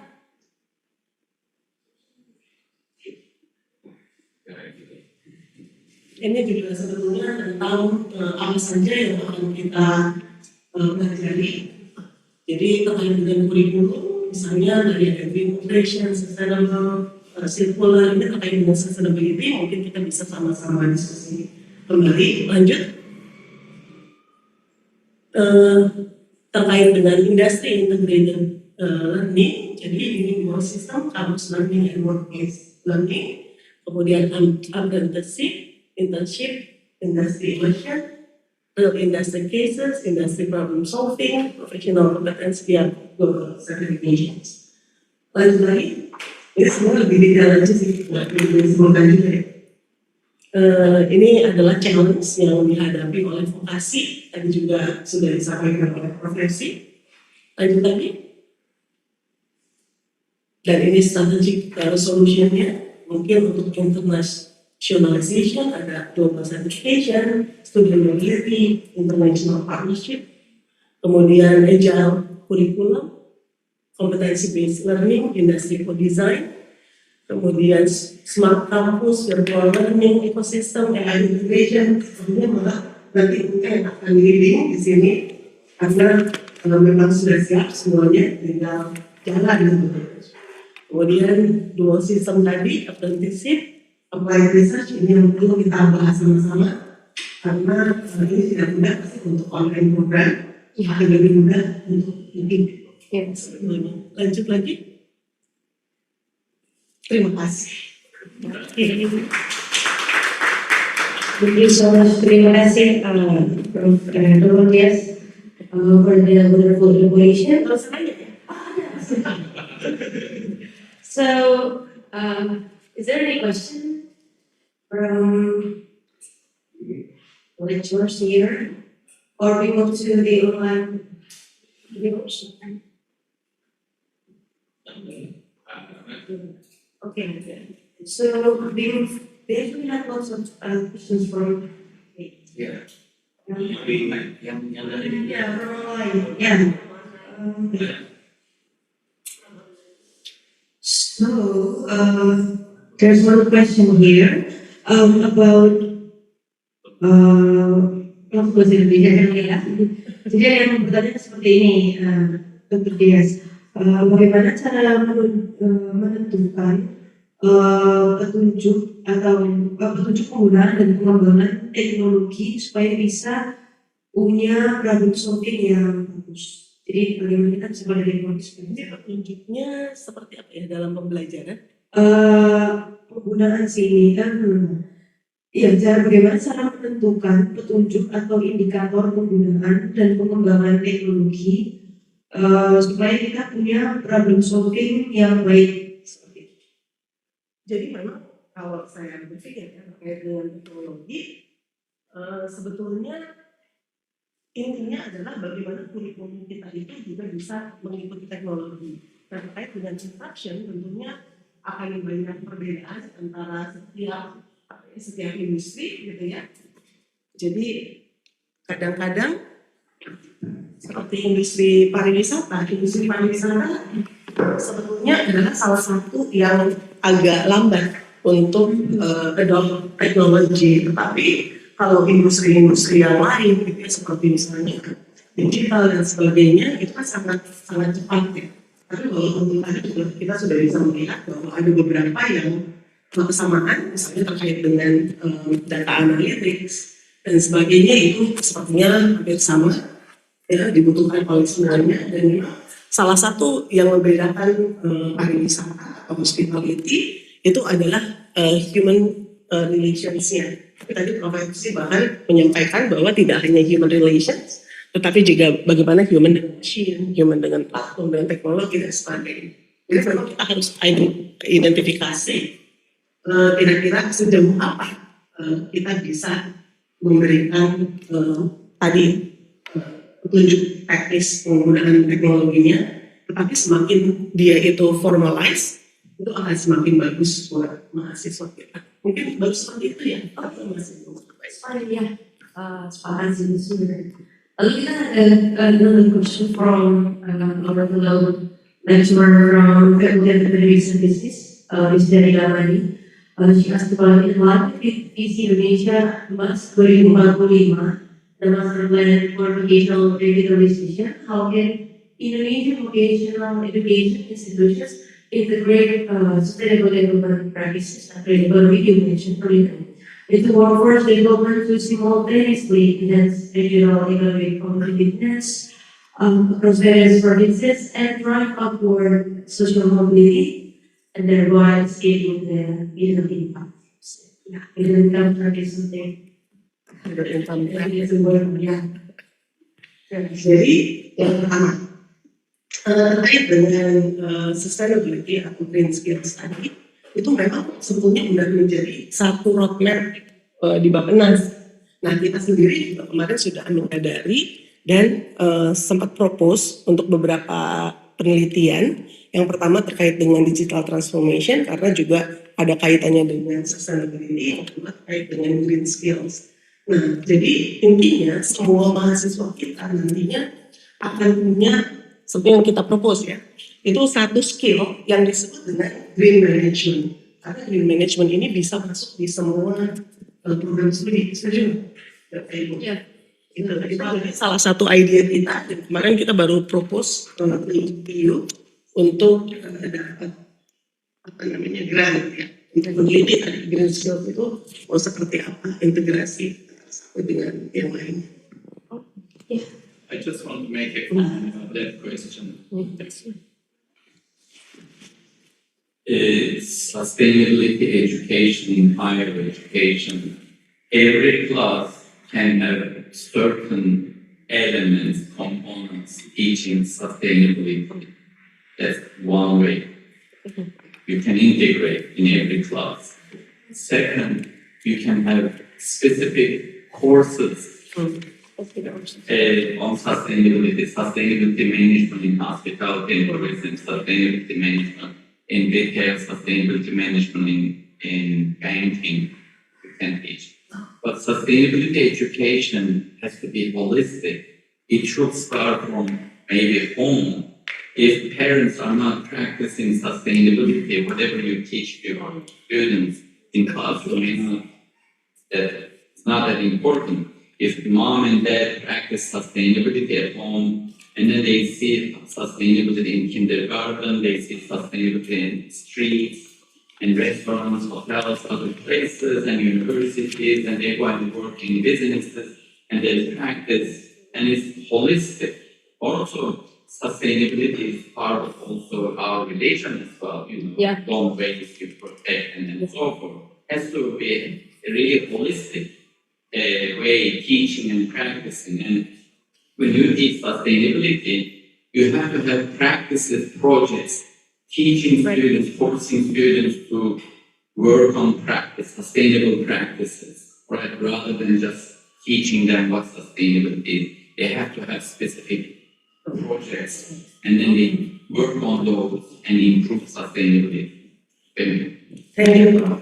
That's very good because we also have presented our ideas to our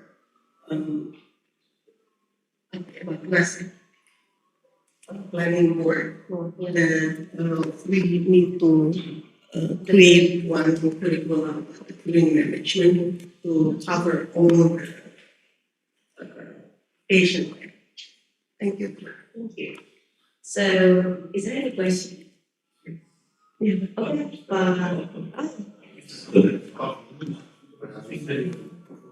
And also Pranita. Yeah. Later on.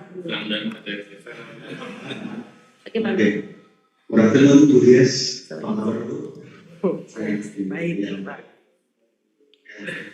My name is Ramdan, graduate from Hospitality. Thank you for the speaker for the insightful presentation. I would like to ask what strategy can vocational education institution implement to strengthen collaboration with industry partner in order to ensure that graduates are not only technological competency but also adaptable to sustainable and rapidly changing global workforce demand. Thank you, Diaz. Kayaknya lanjut profesi. Maybe provinsi terus. We are local domain. You are global experience.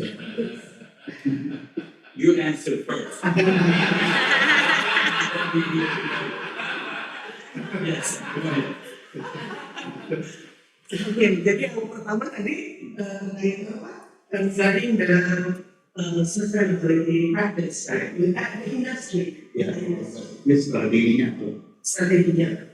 So for the sustainability teaching, right, with the industry, the integration with the industry, actually one on my mind, in my mind, is we make a partnership with the ecological program industri. Kita punya untuk fakta industri kita banyak sekali sebetulnya bisa kita kerjasamakan sehingga kita akan tahu seperti apa.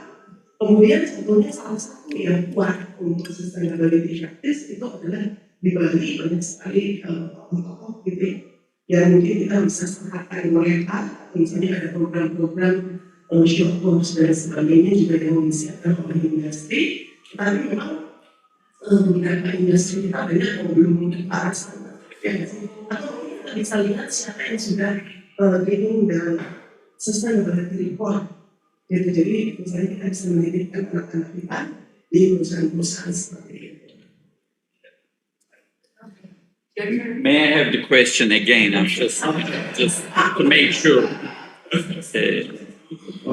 What strategy can vocational education institution implement to strengthen collaboration with industry partners in order to ensure that only graduate not only technological competency, but also adaptable to sustainable and rapidly changing global workforce demands? Okay. Sustainability is a keyword. It's really attractive. But in recent years, we use regenerative practices more than sustainability. Okay, sustainable is you try to sustain. Regenerative tourism is you have a destination, you have a city. The way you operate, you make it better than the current situation.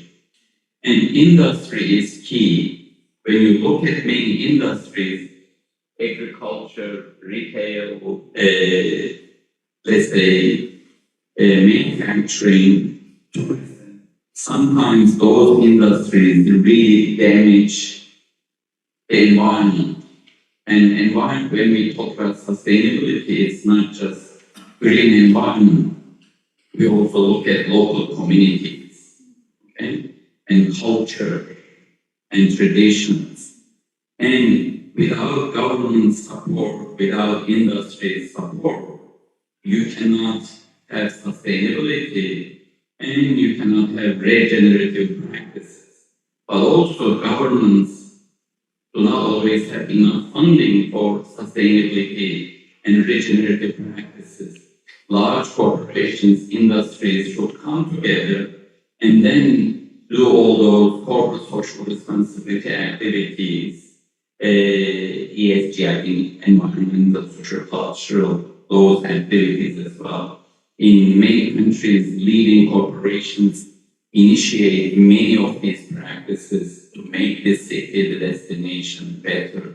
They invest in education, they invest in environment, they invest in other areas as well. Without the industry support, cooperation, you cannot have really sustainability or regenerative practices.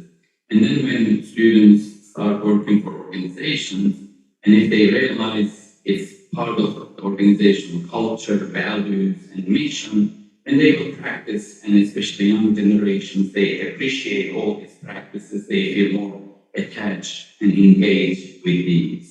Again, as I mentioned, it has to have a holistic approach, starting from home to kindergarten to elementary school, middle school, at university, all the way to corporations. And then citizens, we must appreciate and support all those sustainability practices. But my concern is sometimes governments, companies focus far too much on these practices, but they don't really look after their citizens, their employees. The best is how much we are training, educating our employees, how much are we paying them well.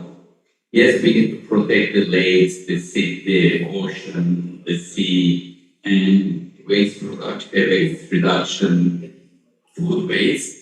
But are we really supporting local communities? Are we really paying our employees well? Are we investing in their education? These are, to me, more important, as important as environmental management sustainability practices. Thank you.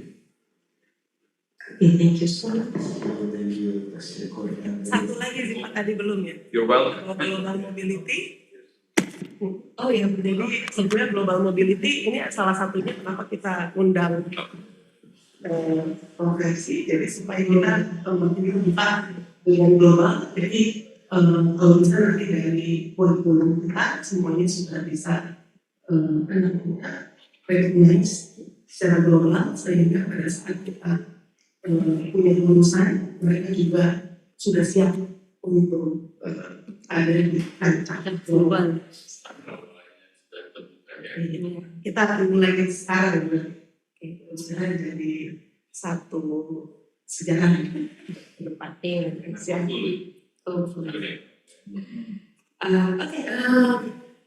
Bisa ya. There's one more question. Fevzi. Okay. I don't have answer, but please, I have a question. I think that what we have said, I agree that vocational study is very important as a key for prepare students to face the industry. One thing that I think is not only prepare the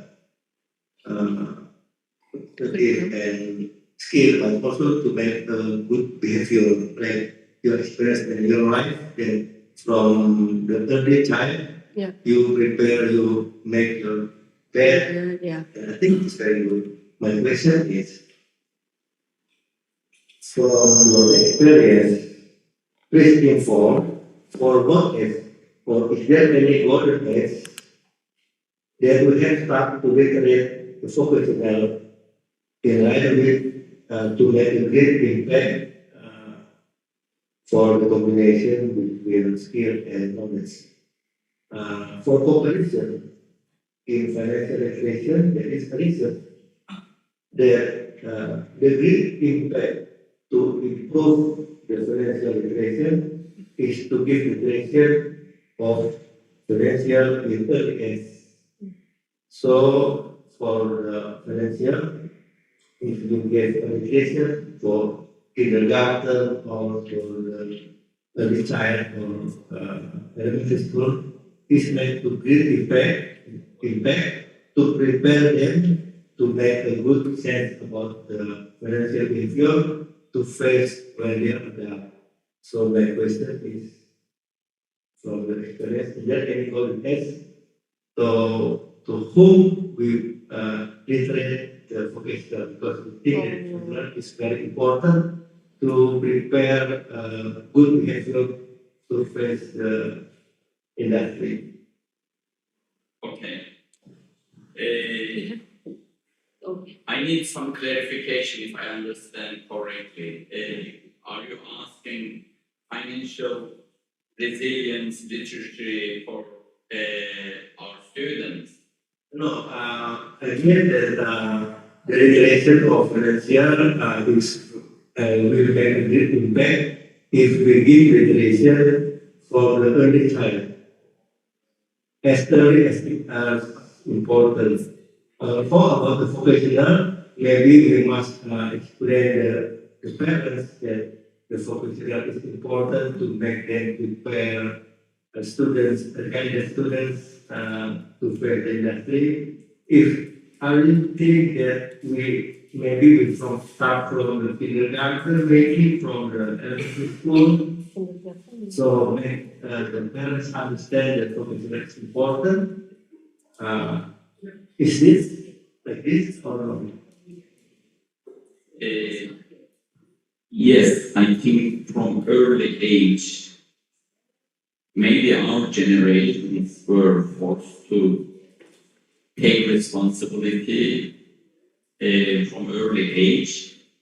And now what I see, young generations, us, we are parents, we are overprotective our kids, children, and sometimes we don't want them to face life challenges. We are overprotective, and also sometimes we give them things that they don't work hard to receive them, and they achieve things much easier and they don't appreciate it. So we need to teach them more life coping skills. And then they need to value earning something, deserving something, including financial independence. We need to teach from very early age, teach them about finances, how money is earned. If you spend this much, what will happen? How much interest you will pay if you have a credit card? And how businesses make money, how they survive. And we need to teach those skills to our students. For example, one thing we know in the United States, Americans are born with debt, die with debt. They're financially not very strong. They overspend all the time. And then now they're discussing having those financial independence, financial resilience skills very early age, starting from kindergarten, letting them have a budget and use the budget. And then also businesses should teach them interactive skills, communication skills, interactive skills, but also some businesses teach their employees financial literacy, financial resilience, and those things as well. So these are really, really important. We need to bring our kids, students in all aspects, all around exercise, eat healthy, behavior, financial independence, respect and sustainability, technology skills, and coping with crisis and resilience. So when they face challenges, they should be able to face those and become stronger. And in reality, they may lose their job. What happens if you lose their job? How will you respond? The company may move you from one place to another. How will you respond to that? So we need to teach those things rather than overprotecting the students. That's how I see it. Thank you. But good question. Very interesting. Thank you, Fevzi, for your information. So is there any question? Any? No? Okay.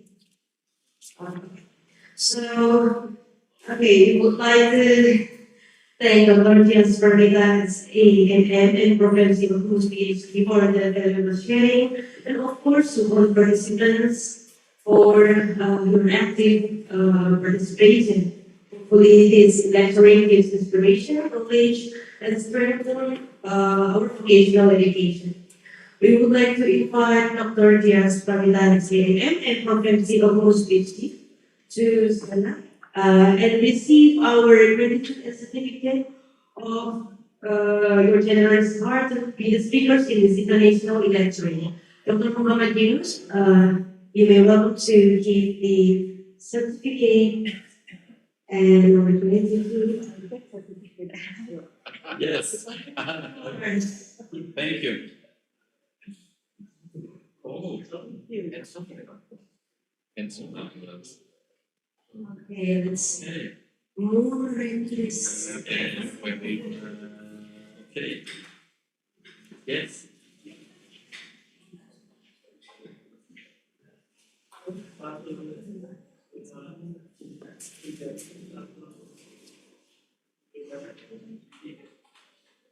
Thank you.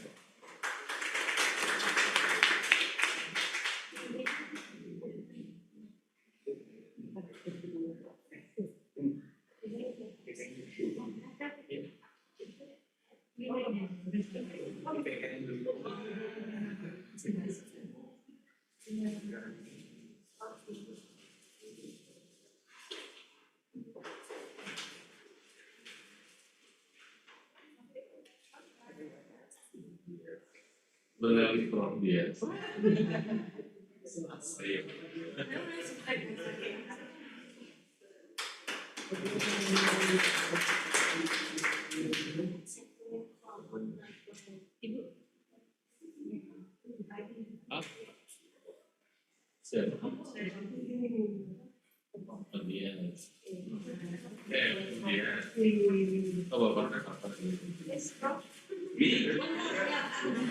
This is good. It's a movement.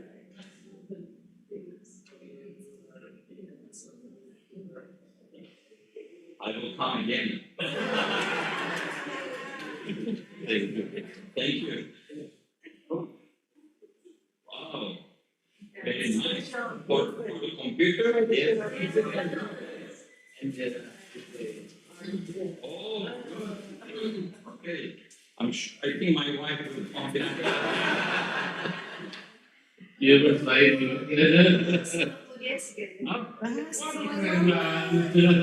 Teranda ini. Yes.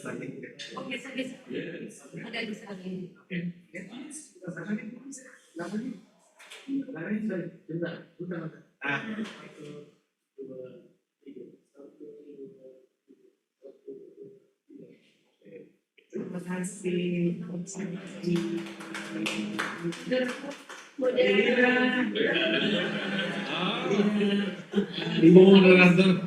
terima kasih. Ini dari mana ya?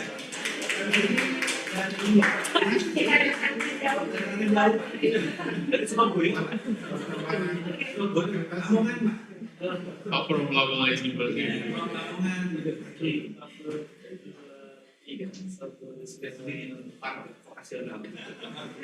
Oke, thank you Pak.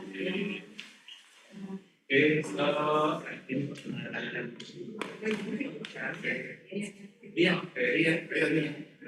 so there will be a signature event of the collaboration here between Fevzi and School of Vocational Studies of Universitas Terbuka. So you are welcome.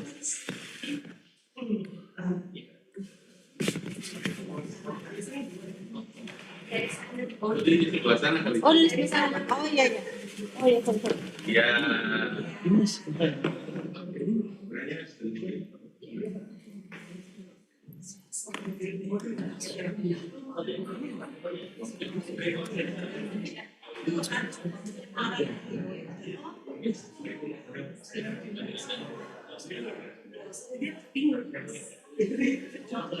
Okay, let me read first, yes?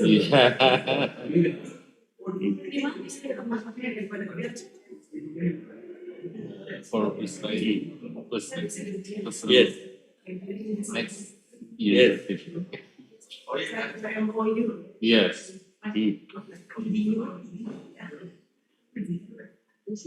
Okay. Yes. Okay.